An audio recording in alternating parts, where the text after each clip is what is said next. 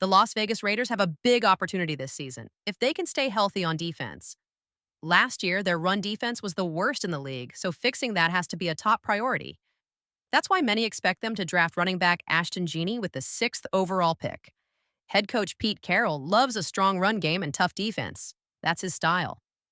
If the Raiders can control the clock with Jenny, it'll take a lot of pressure off quarterback Geno Smith, helping him get back to his 2022 form. But none of that matters if the offensive line doesn't hold up. Right now, the Raiders' O-line is under a microscope. Last season, Pro Football Focus ranked them 13th in pass protection and 20th in run blocking. Not exactly elite. And with just one notable addition in the offseason, the big question is, are they ready for battle, or do they need more reinforcements in the draft? One bright spot is left tackle Kolton Miller, the best lineman on the team. But last year, he wasn't himself. Coming off shoulder surgery, he returned too soon and struggled early. In the first 4 games, he gave up 6 sacks, including a brutal 3-sack game in Week 2. But once he got his strength back, he locked down his side of the line, allowing just 1 sack in the final 11 games. The truth is, coming back from surgery is tough.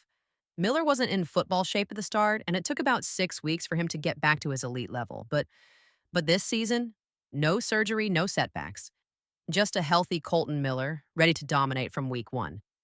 So, with Miller back at full strength, the big question remains, is this offensive line good enough, or do the Raiders need to make more moves before the season starts?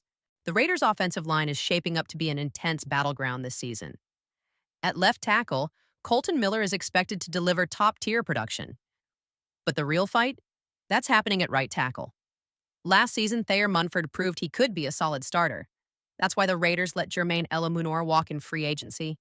Munford even stepped in at left tackle when Miller was injured, showing his versatility. Heading into 2024, the job was his to lose. But then injuries struck. First, hand injuries in training camp slowed him down. Then, a knee issue early in the season made things worse.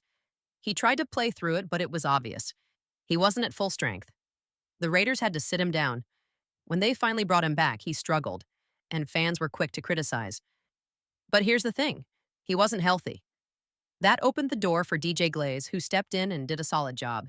Now, Glaze and Munford are set for a head-to-head battle for the starting right tackle spot, and it's going to be a fight to the finish. What makes this competition even more interesting? Versatility. Munford is 6 feet 6 inches, 330 pounds, a beast of a lineman. Back in 2021, he was projected to be a franchise left tackle, but he stayed in school to keep a promise to his grandmother. Later, when his team needed him at guard, he made the switch and became an All-American. If he loses the tackle job, he could easily slide inside to guard. Glaze, on the other hand, also has flexibility. During the Senior Bowl, scouts saw him as a possible guard. Former GM Tom Telesco saw his potential and drafted him in the 3rd round. When Munford got injured, Glaze stepped up at right tackle, and he held his own, giving up just 3 sacks as a rookie while starting 15 games. Sure, he got help from tight ends and running backs, but he still did his job. So here's the big question. Who wins the right tackle battle? And will the loser move to guard to ensure the Raiders get their best 5 linemen on the field? One thing is certain. This competition will be one of the most exciting storylines heading into the season. There's a lot to build on for DJ Glaze. They say NFL players make their biggest jump from year 1 to year 2. And if that's true, Glaze could take a major leap forward this season. If he does, he might win the right tackle job outright. But if Thayer Munford wins it, don't count out Glaze.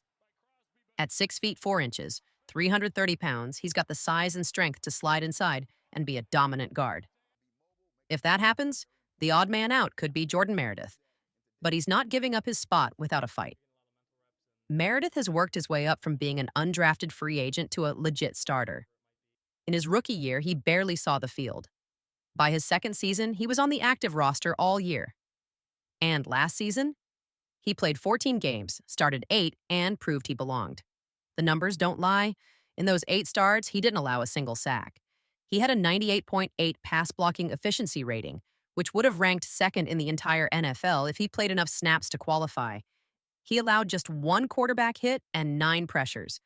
And surprisingly, Despite being a bit undersized at 6 feet 2 inches, 300 pounds, he held his own in a power gap run blocking scheme. Now, the big question is, was that just a hot streak? Or is Meredith truly a long-term starter? The Raiders had options in free agency and the draft, but they didn't make a major move at guard. Instead, they signed veteran Alex Kappa, a guy Josh McDaniels and GM Tom Brady, yes, that Tom Brady, know well from their Tampa Bay days. Kappa didn't have his best season with the Bengals last year, but when he first got there, he was solid. And back with the Buccaneers, he was even better. In 2020, he was a key part of the offensive line that protected Tom Brady during their Super Bowl run, a unit that allowed just 23 sacks all season. That's elite-level pass protection. So now, the Raiders' interior offensive line battle is heating up. Meredith, Glaze, Munford, and Kappa, 4 players, but only 3 starting spots. Who gets left out?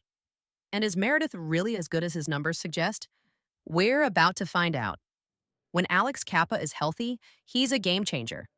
Most NFL teams mix power gap and zone blocking in their run game, but Kappa is built for power gap schemes.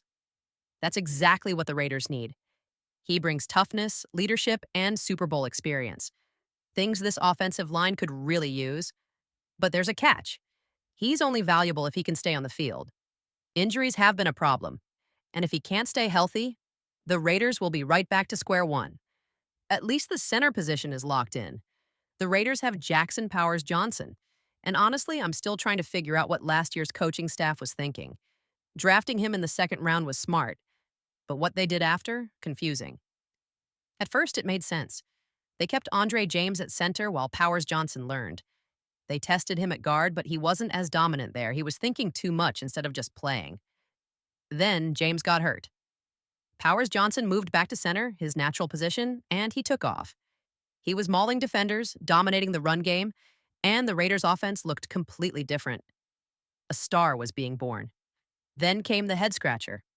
When James got healthy, they benched Powers Johnson at center and moved him back to guard. He was better than before, but nowhere near the dominant force he was at center. Well, James is gone now. The Raiders cut him a few weeks ago, so nothing is standing between Powers Johnson and the starting center job. And honestly, the Raiders' success this season might depend on this offensive line. The defense looks solid. They've got Brock Bowers at tight end. There are still some quality receivers available. And at pick number 6 in the draft, it's hard to see them choosing anyone but a quarterback, which means the O-line has to hold up. The only real moves they made? Signing Kappa and cutting James. Will that be enough? Having Powers Johnson at center will help. Kolton Miller is locked in at left tackle. And Kappa was brought in for a reason. But the right tackle competition could decide how strong this unit really is. We'll find out soon. Thanks for watching. See you next time.